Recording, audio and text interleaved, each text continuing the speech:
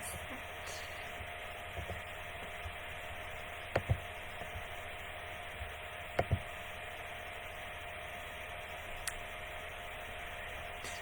think we're okay.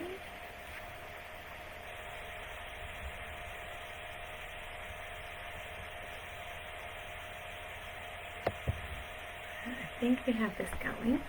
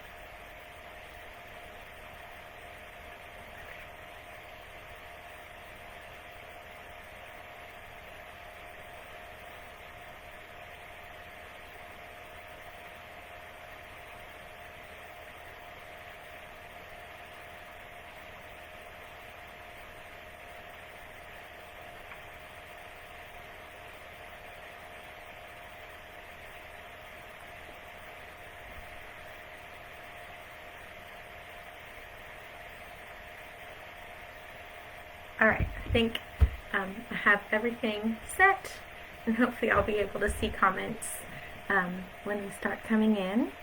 As I'm talking, I'm going to go over some of the most common questions that I've heard about homeschooling, but if you have a question, please type it and I will try to answer it as I go, or I can always come back later and reply to your comments. I want to start by thanking UT alumni for inviting me to talk to you about homeschooling today. Introduce myself a little bit. My name is Becca Kubo, and I graduated from UT in 2004. I have a degree in child development and studied early childhood education for teacher licensure. I loved my time at UT, and I felt like I was very well prepared for my time in the classroom. After I graduated from UT, my husband and I moved to Florida. We actually moved to Gator Country for his first job, and we were in Gainesville. And the principal of the school where I had the privilege of teaching there even commented on the strength of our program, that I had the opportunity to intern for a full year at UT compared to the UF graduates in the area who only interned for a semester. So I thought that was a huge compliment to UT's program, and I'm very thankful that I was so well prepared for the classroom. My husband and I stayed in Florida for about 5 years, and I taught 3rd grade for the first 4 years of that. I loved teaching there. Once our oldest child was born, I started staying home with him. We later moved to Ohio for about 3 years, and then in 2012 we had the opportunity to come back home, and we are so thrilled to be back in Big Orange Country. That's a little bit about who I am and my relationship with UT. But how did I become a homeschooler? I love teaching. I loved my time teaching in public school. I'm not anti-public school at all. I have tremendous respect for my colleagues in the classroom. I know how hard they work, and I appreciate them so much. That being said, I didn't really plan to be a homeschooler. When our children were born, I thought that I would send them to my school in Florida where I knew the teachers and the administrators and felt so comfortable and confident about the work that they did there. We moved, as I said, and the closer kindergarten came, the more I wanted to find the best fit for my child and find the place where he could learn to love learning. And the more we thought about it, the more homeschooling seemed like a really good match between my experience teaching and my love for being a mother, and it really has been a tremendous marriage of motherhood and teaching for me. It was so fun. The year that he started kindergarten, to get to kind of stretch my teacher muscles again in a way that I hadn't in 6 years of being out of the classroom. So that is how we arrived at homeschooling. We have agreed as a couple that we will consider each of our kids' needs each year and think about what's best for them. Thus far, homeschooling has been a really good fit for each of our children. We have 4 children. They are almost 11, almost 9, 6, and 3. So 3 of them are school-aged. I have homeschooled since the oldest was in kindergarten, so we just finished our 5th year of homeschooling. And this coming fall, we'll have a 5th grader, a 4th grader, a 3rd grader, and our 3-year-old. So we have grown our classroom and our school attendance roll from 1 student to 3 students, plus our little tag-along. Before I get into some of the specific comments about how to do homeschooling, because that's my emphasis today, I want to talk to you about what I love about homeschooling. Some of my favorite parts of homeschooling, I think, can be summarized by the flexibility that we have, being able to see and educate my child holistically as a lifelong learner, and also being present with them in all kinds of moments. So the kinds of flexibility that we enjoy are flexibility in our daily routine. We are not waking up at the crack of dawn and rushing everyone out the door to beat the school bell. My kids, thankfully, are pretty good sleepers. So we often don't start our school day till about 8:30 in the morning. And the kids are usually in their pajamas at 8:30 in the morning. So we don't have to rush around. And I appreciate that. We can also work our daily schedule around our family's needs. As I've mentioned, I have a younger one, and so we've been able to orient our school day around nap times and different things that make our day work smoothly. So I really appreciate that flexibility on a day-to-day basis. I also appreciate the flexibility to work around special events. Maybe it's a field trip, maybe it's an opportunity to go visit grandparents out of state, but we don't have to worry about makeup work or what we're going to do. We can take that time and make that space as a family. It's also proven to be beneficial when our family dynamics change.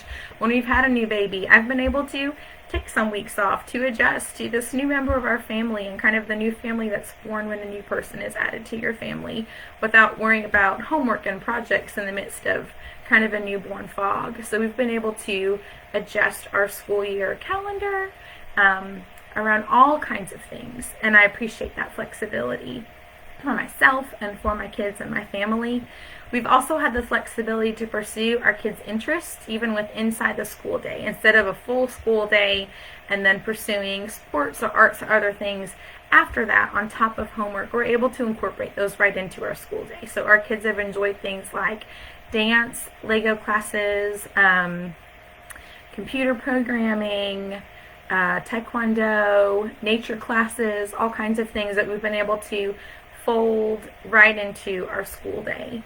I'm also able to adjust my instruction to my children's interests, to their instructional style, and to their instructional level, which was something that was modeled strongly for me at the school where I got to teach in Florida. So I'm able to pinpoint right where they need to be, and I know a lot of schools can do that as well. So if you feel like your child has been able to have a tailored education in a more traditional classroom, that's absolutely something that you can carry over into homeschooling. Or if you don't feel like your child's had their instruction tailored to their levels, that's something that might be different and beneficial within homeschooling. They could be above grade level, below grade level. You can make it fit for their style and their learning and what they're ready for. I also appreciate the freedom for my kids to explore their own curiosity and creativity without so much peer pressure and influence of others around them. I think there's a caveat here that I think homeschooling can often be categorized or thought of as a way that families might restrict their children and try to shelter them and have a narrow view of the world. But I don't see myself as the imparter of all wisdom to my children. I see myself as a guide for their learning, and often I'm learning alongside them. So I love the space that homeschool gives us to present many viewpoints to our children and give them the space and time to work through those without being rushed and maybe without being pressured to agree with peers or worry about popularity and arriving at a popular opinion. I feel like homeschooling allows us to foster them coming to their own conclusions through critical thinking that they can be sure of and hold on to as they go throughout their life. As I said, I appreciate the opportunity to look at them holistically as a whole person to give them tools to equip them to be lifelong learners, to think critically, and recognizing I won't be their teacher forever. So I want them to know how to teach themselves things as they go through life. And also know that learning takes place outside of textbooks, and homeschooling gives us fertile ground for teaching life skills around the house and relationship skills, whether it's between siblings who are of a similar age, between siblings with a wider age span. We have over 7 years between our eldest and youngest. Whether it's generationally, between my children and me, between my children and grandparents. I feel like our children within a homeschool context develop a comfort level in relationships, all types of relationships, all kinds of ages, that will serve them throughout their life. I also love being able to be present for my children's aha moments. I know I've heard parents talk about, especially with the younger ones starting kindergarten, how it takes so much energy and concentration and self-control to pay attention in the classroom. And then they come home and there's not much left over for family time. But I get all of their time. So I get the good, I get the excitement, I get the light bulb moments when they learn to read or multiplication clicks. And I love being able to share that with my children and be a part of that. I would say for me the hardest parts of homeschooling are mostly balance, which I know is something that we can all struggle with, whether your children are in a traditional classroom or home, whether you work outside of the home or from the home or part-time. Balance is something that we're all working to juggle. For me, balance looks like school time, housework, time for me to be with friends, time for me to pursue my own interests, maybe making appointments. And there certainly are ways to make that work within homeschooling. For us, being part of a co-op has been a huge part of having community and having some flexibility for appointments and just running errands and all kinds of things that might be easier without everyone tagging along. And that honestly might look different in the coming year with COVID. Co-ops might look different. Things like doctor's appointments probably look different. Can't bring everyone in tow with you. But while I say that's the hardest part for me, it's certainly not impossible. And the biggest thing that I want to stress today is if you are interested in homeschooling, if that's what you feel like would be good for your family, then you can find a way to make it work. Please don't let fear or uncertainty or anxiety hold you back. The homeschool community is here to root for you and welcome you and support you in finding what will work best for you. That being said, a common question that I get asked is, how do I start? Where do I begin? And I want to emphasize that homeschooling, intentional homeschooling, is going to look very different than the distance learning that so many families were forced into this spring. Some of the differences are that you can be very intentional with your daily routine, with how you spend your time, with the curriculum that you choose. You can tailor it to your child's needs and to your needs. You have time to plan, and I know most school systems were not as prepared as they would have liked to be for the situation that we were in this spring, and you are ultimately in control of how you're schooling, of what you're learning about, what materials you're using, so you're not subject to someone else's choices that won't be a good fit for your family. So intentional, chosen, planned homeschooling is going to look a lot different than what you likely experienced this past spring. If you've decided to move past that and say, okay, this is what I want, then a good question to ask is, what do I want this to look like? There are some families who choose to homeschool in a way where you kind of recreate school from home. I think that's probably one of the least common styles, but you certainly can do that. Other styles might be a unit-based approach, a Charlotte Mason style, classical education. There are probably as many ways to homeschool as there are homeschool families, because each of the parents are different and our kids are different and our families are different. So even two families using the same curriculum, it's going to look a little different in how they implement that and use that in their home. And when I'm done, I'll add some links in the comments, and one of the links will be kind of a questionnaire to go through and help you narrow down what is your view of education, your philosophy of education, the style that would best fit for you. And then that might be a good launching point for finding curriculum that matches with that for you. Another question is, what does my state want? There's a resource for that. The Homeschool Legal Defense Agency will tell you what the requirements are for each state, as well as you can look up your state's laws, and I'll provide a link for that. The requirements vary from state to state. Tennessee is, I feel like, an easy state to homeschool in, and I don't mean by that it's lax and you can just do whatever you want and that there's no accountability. I just mean it's very workable and doable. Tennessee requires things like 180 days of school, and a school day is defined as 4 hours of instruction. That does not have to mean 4 hours of sitting in front of a textbook, but it does mean 4 hours of instruction. And in Tennessee, you can also either register with your local school system, or you can register with kind of what's called an umbrella school. So some advantages to the school system are that it's free. They'll ask for things like an attendance record, vaccination records. There's usually standardized testing at some point that's involved with that. With an umbrella school, you will be, most likely, I've only heard of umbrella schools where you pay a fee to be a part of it, and then they will handle all of the paperwork side with the state for you. So you will turn into your umbrella school things like vaccination records, attendance records, potentially grades.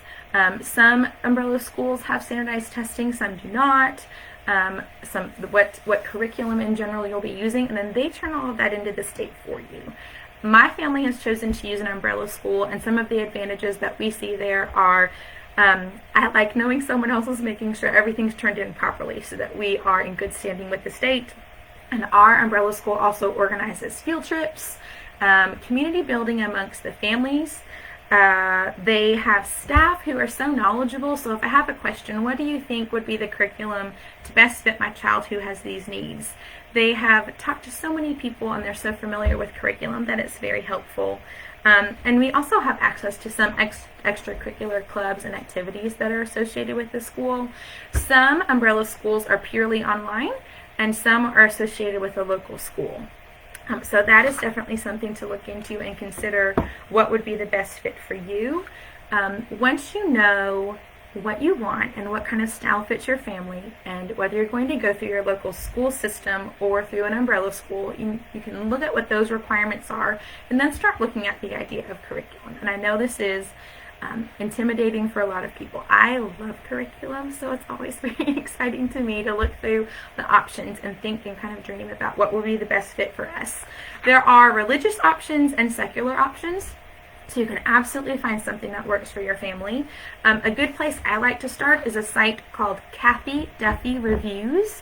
And it's a woman who has a brief synopsis of kind of the style and scope of a lot of common curriculum options. You can look by subject area. There are several different ways that you can sort her reviews.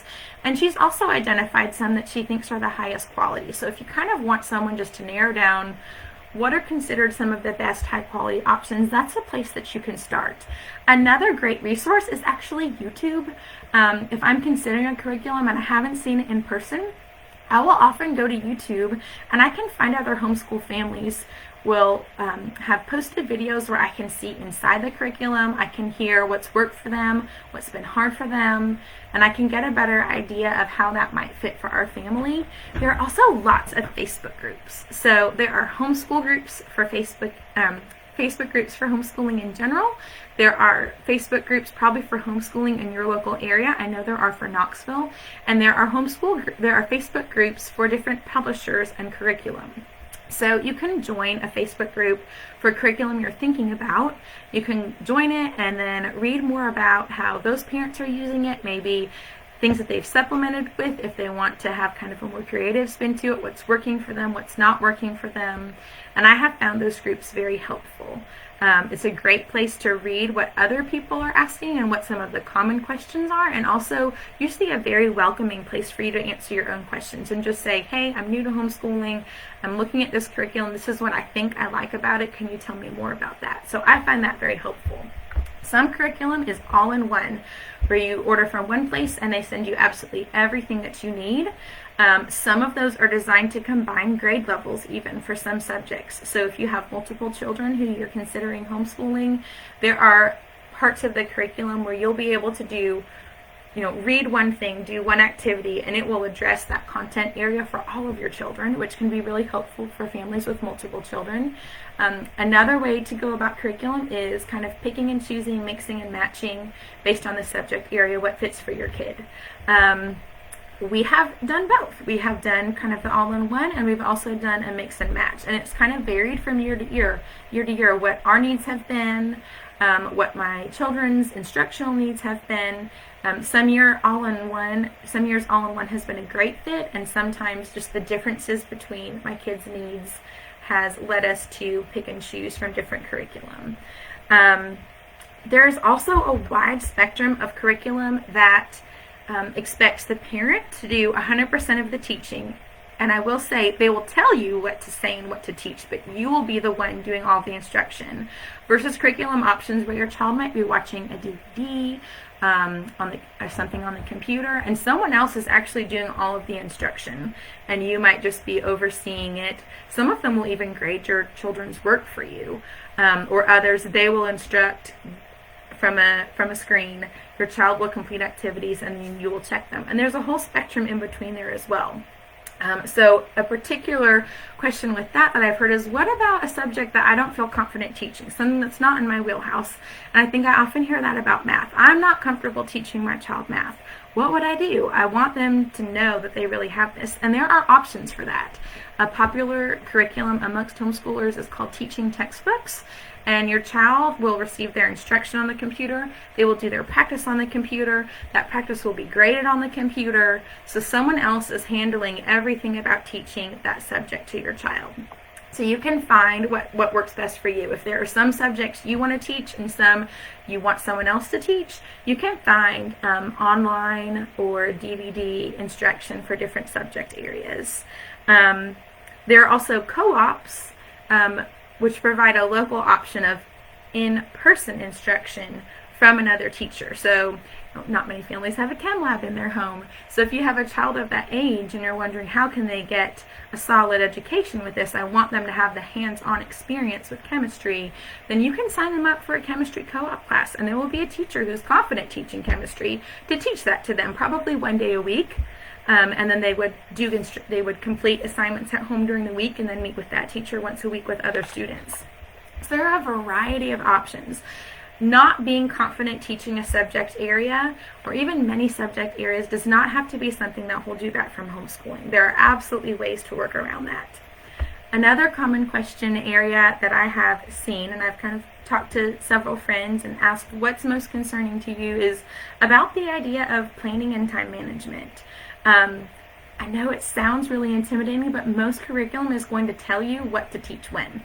So for example, the math curriculum we use tells me exactly how many days to spend on each lesson. If there's a lesson that I'm supposed to spend multiple days on, or that they suggest spending multiple days on, it will tell me exactly where in the lesson to pause. Teach till this point, stop. The next day, pick up here and teach to this point, stop. It lays it out exactly for me. Other curriculum might not lay it out as explicitly, but there are still ways to come up with a ballpark. So the phonics curriculum I use does not tell me how many lessons to do a day or to do a week, but I have gauged what my child's pace, and she can usually handle about 2 lessons a week. So we do a phonics lesson, and the next day we focus more on reading practice. And then the next day we'll introduce another sound and we'll add on. But you can also take a look at the number of lessons in the curriculum and divide by 36 weeks. That's about how long a school year is. And that will give you a ballpark of how many lessons to complete a week. You could look at it as the number of lessons divided by 180 days and figure out, do I have to do a lesson every day for this subject? How is this going to look? But the vast majority of curriculum is very clearly laid out for you, and it's not as intimidating as it sounds when you really get into it. As far as time management, a lot of families I know either have a 5-day schedule or a 4-day schedule, and we have done both.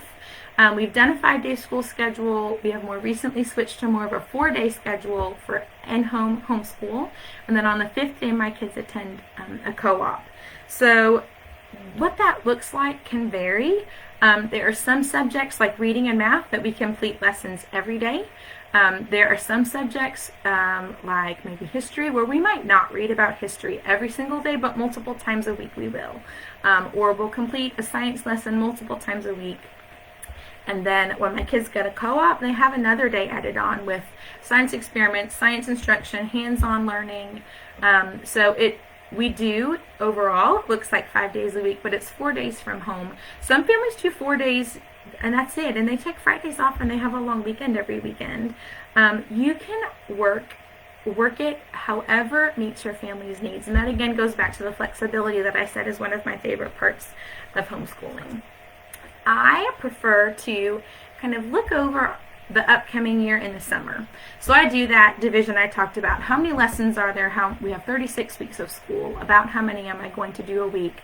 I kind of lay that out in the summer, and I'll look at the weeks of school that we're planning on. I will decide, when do we want to take a long weekend? How much time are we going to take off for Thanksgiving or Christmas? And then I plan around that, and I come up with a ballpark of how many math lessons am I going to do each week, and I'll write that out. And then once the school year starts, I pick one day a week where I look at the upcoming week and I see, like, are we kind of on par with what I planned? Are we ahead of that? Are we behind that? And I will write down exactly which lesson plans am I doing for this child, which math lessons am I doing for child 1, which math lessons am I doing for child 2, which math lessons am I doing for child 3 for that week. And I will write down what Monday's assignments are, Tuesdays, Wednesdays, Thursdays. So I have an exact map of the week to kind of keep me on track and know where I'm going. But you don't need to even really write a lesson plan because everything is going to be spelled out in the curriculum. A lot of curriculum will tell you exactly what to say as the teacher. Math curriculum, reading curriculum, phonics. So often it will tell you, this is what you need to say, and then these are the questions to ask the student. These are the sample problems for you to work with them. Here are the sample problems for them to try on their own. Here's the independent practice. You don't have to write your own lesson plan for every lesson or for every subject. As far as our day-to-day schedule, that has changed as my children have grown and as I've gone from 1 student to 2 students to 3 students. As I mentioned, we usually start around 8:30, and we used to kind of work straight on through until lunch. And have, I see, Mallory, your question about managing a toddler, and I am just about to get to that. We used to start at 8:30, and we would kind of go straight on through until lunch. And lunch might be 12:30 or 1 because of interruptions, especially with the toddler. We wouldn't necessarily finish right in 4 hours. And I would also say, especially if you're new to homeschooling, don't feel like it's a race that you have to finish in 4 hours. That was definitely a pressure I put on myself at some points, especially when I ended up with 2 and 3 students of school age. And some days it's going to take more than 4 hours because you're going to have interruptions, or you're going to have those kind of life lessons that are worth it to pause and slow down and kind of get into what's going on with this disagreement or this squabble, or why is my child so hesitant to do this? I know they can. And so maybe there's some confidence that you can speak into of them feeling confident that they can do the work that you've given them, or maybe it'll become apparent that they've been acting like they know what they're doing, but they don't, and you need to reteach something. So all that to say, don't feel like 4 hours is like a cutoff, and if it takes longer than 4 hours, oh no, you're doing it all wrong. But all that to say, we would finish around 12:30 or 1. And we would start our time in the morning doing things that we could do together. So those areas I talked about where I can combine multiple ages. And I love taking advantage of breakfast because my kids' mouths are busy eating. So it's a time that I can read to them about history or science or other areas of interest. And they're all ears. I have a captive audience. They are eating food. Their mouths are not talking. They're sitting still in a chair. So those are fun times where you might read some poems together. Sometimes we throw some songs in. We'll read about science. We'll read about history. Throw in some social emotional learning. We might read about feelings and relationships and how to get along or sharing. I mean, there are so many good books these days for addressing even social emotional issues. So we'll read aloud there. We might have some memorization, some Bible verses, history, key events, different things like that. I might even throw in some games, like the Brain Quest cards, a card game, a math game. It's just a fun time where we're gathered all together, learning together about something. In the past, at that point, when we were done, I switched to kind of rotating stations. And I have 3 school-age kids and a toddler. So one of my school-age kids will be with me for direct instruction from me, like a math lesson. Another one of my children would be doing what we call independent practice. So it might be handwriting they could do on their own, spelling practice they can do on their own. Maybe it's reviewing the math lesson from the day before, do a few more practice problems. And then my third child was playing with my toddler. And that worked for quite a while, but the older he got, the more he needed kind of some hands-on adult interaction. So we have since switched, especially since he dropped his morning nap. We take advantage of his nap time. So we have switched to still that morning time during breakfast, but then instead of my kids finishing around 1 and having lunch and then the afternoon for free playtime, they have their free playtime in the morning. So we finish that morning breakfast time, and then I set my kids loose to go play. And they actually love it because the things that they've been, dreaming all night, planning all day from the day before that they wanted to play or make, they get to go ahead and do that. And I can play and give that attention and playtime to my toddler. I can throw in a load of laundry. I can return a phone call real quick. I have some time in the morning to take care of things that I need to do. Then we come back together before lunch for some kind of project time, an art project, a science project, something of special interest to them. Then while I'm prepping lunch, they do handwriting and spelling. We have lunch. They get a break while I put the littlest one, get him ready for nap time. And then after nap time, it is game time. And we are right on those core academic lessons. So while he is napping and in his room, they take turns, one coming to me for direct instruction, one doing independent practice. So it can look like math review pages, multiplication fact practice, all kinds of different independent practice that I can assign them. And then the third option, the third station, is usually kind of a center. Or for some of my older ones, it might be doing a reading assignment that we can talk about when it's their turn to come be with me. So for centers and for occupying toddlers, there are some basic things like pull up a high chair and pull out some Play-Doh or paint with water or stickers. I know some families have bins of toys that only come out during that part of the day, only come out for school, that are high interest, highly desired toys, so they can engage the younger ones while you're doing lessons with older ones.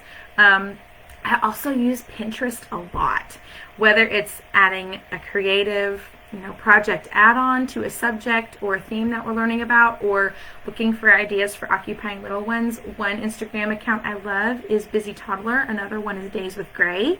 And they have fantastic ideas for engaging the younger ones and keeping them happily, productively engaged in something instead of looking for all the wrong ways to get your attention while you're working with older ones. But we definitely, for our family, had to switch from that approach to approach that's more centered on maximizing our productivity while he's taking a nap. And that's for this season. It won't always look like this. He'll turn 4 in the spring, and the closer he gets to kindergarten, the less will be dependent upon nap time to get work done.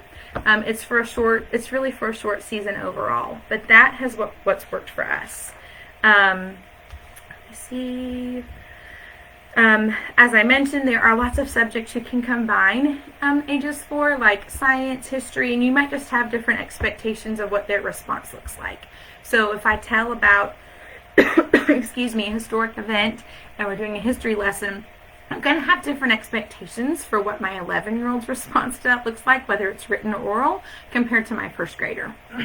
So I can teach the same lesson, and the first grader is going to glean different things from it than a 5th grader. Hopefully the 5th grader has some higher order thinking going on in his response, but I can still teach the same lesson to multiple ages, and then I can differentiate what my expectations are in their response to that. I guess lastly, unless I see some more questions coming in, I've kind of touched on time management. Like I said, I'll throw in a load of laundry, I'll take care of things in the morning.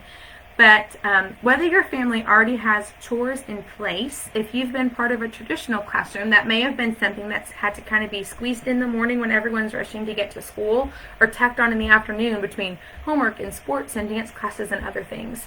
But if you're homeschooling, you can make that part of your day. I mean, we want our children to launch. We want to work ourselves out of the job of being kind of the parent who does everything for them, and also out of being the teacher, we want them to learn how to learn and how to take care of themselves.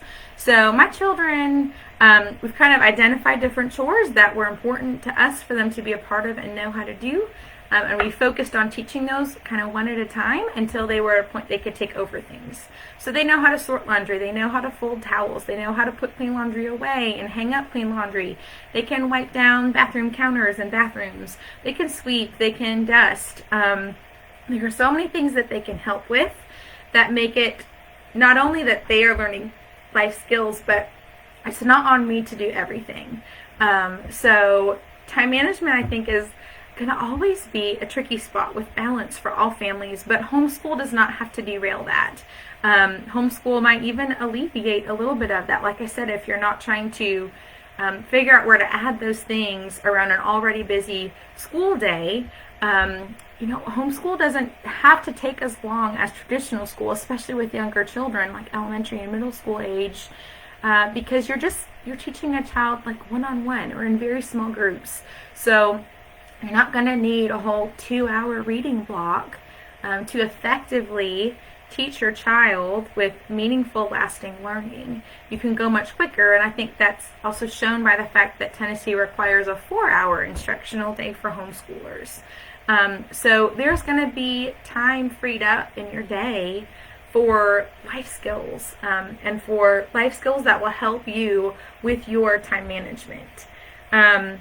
As far as appointments and things, again, that's going to look different in the coming year with COVID. But in the past, to accommodate meeting appointments or taking a child to an appointment, we've utilized babysitters. We've utilized friends swapping. Hey, will you watch my other ones? Will I take this one to an appointment? And then next time, like, you have a dentist appointment, I'm happy to watch your kids. So having your own community of friends is helpful and valuable.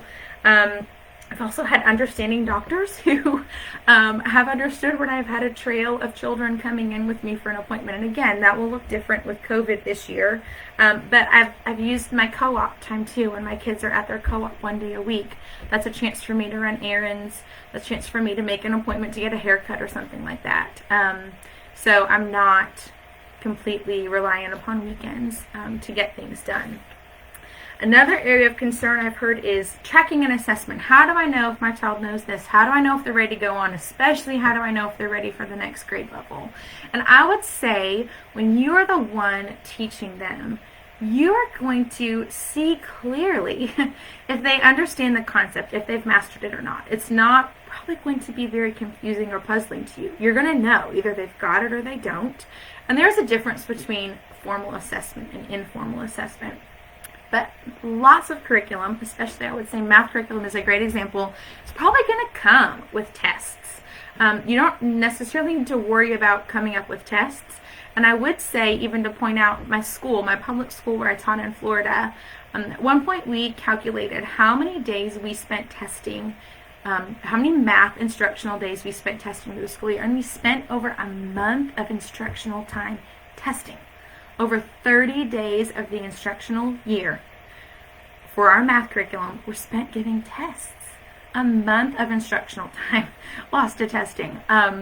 So at that point, we actually reorganized and reworked some of our testing and gave fewer chapter tests and kind of put in some unit tests in place instead so we could have some actual instructional time back. And again, that was with a full classroom full of students. But when you're working with the children in your family or on a one-on-one level, I think it will be clear what they know. I do give my children math tests so I can make sure that they are solid and they've mastered it, so I know what skills I need to reteach if it actually isn't as solid in their understanding as I think it is. You can find reading evaluations online that will assess your child's reading level if you want to have check-in points during the year and see how they're doing. But I don't feel like assessment needs to be a huge concern. Like, what am I going to do? How am I going to know? I really think you will know. And if not, then there are tools to help you find out if your kids know what you need them to know. As I said, if you school through your local school system, then there will be those standardized test grades, just like if they were in a public school classroom. Some umbrella schools also have standardized testing. No matter which way you go, if you are in a situation where it's not a year that your child's being tested, you can find standardized tests that you can purchase and have your child do. Some of the co-ops or umbrella schools might, even if you don't use them, maybe you could pay to have your child be a part of their standardized testing if that's important to you, to have that kind of end of the year assessment and know where your child stands. You can absolutely still do that as a homeschool. You're not like ruled out from being able to do that. But I feel like with homeschool, because you can tailor your lessons and your instructions so specifically to where your child is, that you will know when they've mastered material and when they're ready to move on. So I wouldn't say that that needs to be a fear. You can absolutely know how your child's doing if they're ready to move on. And if you're thinking this sounds great, but it's a little overwhelming to think of doing all of it, then I just want to remind you that there are those options where there is curriculum that teaches your child everything, whether it's math or there's writing curriculum where your child watches a video and receives writing instruction from a teacher on a screen and then goes and puts it into practice on their own. And there are some hybrid options in Knoxville. So that's where I am. That's where I'm speaking from. If you want to find an option in your local area, then and you're not in Knoxville, then I would suggest looking for a Facebook homeschool group for your city or town and ask around in there. There's often going to be some kind of, like sticky announcements within the group that will have a lot of frequently asked questions for your area. But in Knoxville, there are options where you can send your child to school, to a classroom 2 or 3 days a week, and then you complete instruction at home the other days. So in Knoxville, some of those options, this is not exhaustive, but are places like Oak Grove, River's Edge, Paideia. There are several others, but those are schools where maybe it would feel like they're leading you through this process a little bit more, and you have a little bit more margin with your children going to a classroom some days and home with you some days. Again, I don't know exactly what those will look like this year with COVID, but that's certainly an option. And then, as I mentioned, there are co-ops. That's usually more of a one-day event. Some co-ops have a parent needs to remain on the premises the whole time, maybe even volunteering to be a part of one of the classes that's taught. Other co-ops are drop-off. Some are more academic class-oriented. Some are more enrichment-oriented. Some are a mix. Some allow you to pick and choose what classes you'll sign up for different time slots. Some, the day is laid out for the child and what they're going to do. Some of the benefits we see in our co-op are largely centered around the sense of community. It is very easy to feel isolated, especially when you see friends whose kids are in traditional school, like meeting for coffee dates or running errands, doing whatever they want to do, and you're home with your kids all day. The co-op gives me a chance to connect with other parents who are homeschooling too. So we have this in common. We're kind of taking this journey together. And it gives my kids a chance to connect with other kids their age, with kids of various ages, and it gives them a chance to learn from someone besides me. We have just found it hugely, hugely helpful. And there are some online supplemental options. There's Funda Funda is an online learning kind of academy where you can choose different classes. I know they have a lot of great computer programming classes as well as some other things, geography and some other things. OutSchool is an option where you can sign up for a class that's taught online. A wide variety of classes and interests available there. There are some co-ops, Thursday Connection, Quest, Blunt Home Education Association, the Scholé Fellowship, Classical Conversations. There are so many resources. One thing I love about Knoxville and homeschooling as Knoxville is it really feels like they have made it so easy because there are so many options. Whether you want help finding curriculum, whether you want to do a co-op, whether you want to do kind of that hybrid school where they go to a class some days and they're home some days, the homeschooling community in Knoxville is so welcoming and so supportive. And so I just really want to make sure that you understand that I underscore, if this is what you feel like is good for your family, you can absolutely find a way to make it work. And the homeschool community is here to help answer questions, to point you in the direction of resources that will help you find what you need. Lastly, I get asked, where do you homeschool? We have chosen to use the study or sitting room of our home as a homeschool room because we kind of saw this as probably a long-term thing overall, even if there might be some variation from year to year at some point. But I know families who've used like carts or cabinets or those cubby things that you can buy, maybe in their dining room or in their kitchen, and they'll put some school materials on there. But then you can really homeschool anywhere. You can sit at the kitchen table, at the dining room table. You can sit on the couch. You can sit outside. I've absolutely taken my kids outside for lessons before and enjoyed fresh air and sunshine, and been able to learn there. So when you maybe were thrown into distance learning unexpectedly in the spring, you had to, on the fly, figure out where are you going to do this. But if this is something that you want for this fall, then you have time this summer to think about what space in my home would be best to put the materials I'm going to need so I can access them when they need, but maybe so they don't have to be out all the time, or I can kind of shut the door in a room or close the door in a cabinet so it's not in our face all the time. I just want to encourage you, you can make it work. Don't compare yourself to other homeschooling families. You can't do every project. You can't do every wonderful thing that every other family you see around you is doing. You've got to figure out what your family needs, and step confidently in that direction and do what works for you. Do it well, and don't worry about matching what other people are doing. Curriculum is a tool for you and not your master. Like I said, if a child is having a day where you can just tell they're falling apart, something's going on in their heart, and they're having a hard time, it's okay to step back and address those life and heart issues and pick curriculum back up later in the day or the next day. Be flexible with yourself, with your children, with your expectations. Give yourself a break. There are some days where laundry might get behind, or you forgot to start dinner, or school takes longer than you thought, or your child is really struggling with a concept.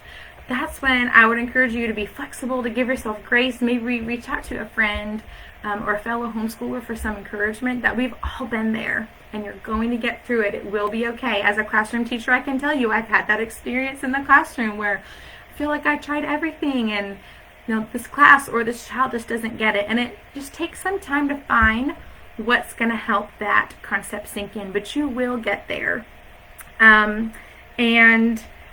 If you find that your kids are in the middle of a board game or a book and they're completely lost in this world of imagination or some kind of amazing project or block creation, don't feel like, oh, well, it's 8 o'clock, you have to stop that and start school right now. There is valuable learning going on there, whether it's sharing or being creative or taking risks and building a tall tower. How high can you make it? There's so much embedded, so much learning embedded in play. So be flexible there too, and don't feel like you have to hold this perfectly rigid schedule. If your kids are already actively and positively engaged in something else, you can let that go for a little bit, and then bring school into the day when they're ready to wind down from that. So please just know that your homeschool community near you is rooting for you. If you are watching this after the live and you have questions, please feel free to go ahead and add them in the comments. I will add some of those links that I talked about, and I will be happy to come back and answer more questions in the comments. Thank you so much for your time. Thank you again to UT for inviting me to share. And I hope that however you decide to educate your kids in this coming year, especially with COVID and the years to come, that you find the fit that's really good for you, and that you enjoy your time with your children as they're in our homes and learning, and that you find ways to learn alongside them.